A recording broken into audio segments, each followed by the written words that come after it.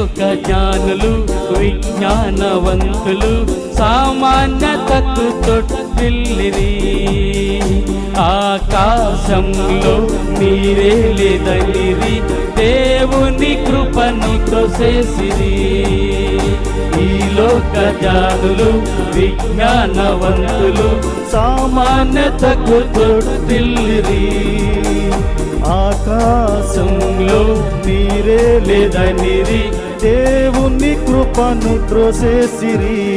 సామాన్య గొర్రెల కాపరి వర్షం కురియును అని నమ్మిరి. సామాన్య గొర్రెల కాపరి ఉగ్రతను తప్పించుకుని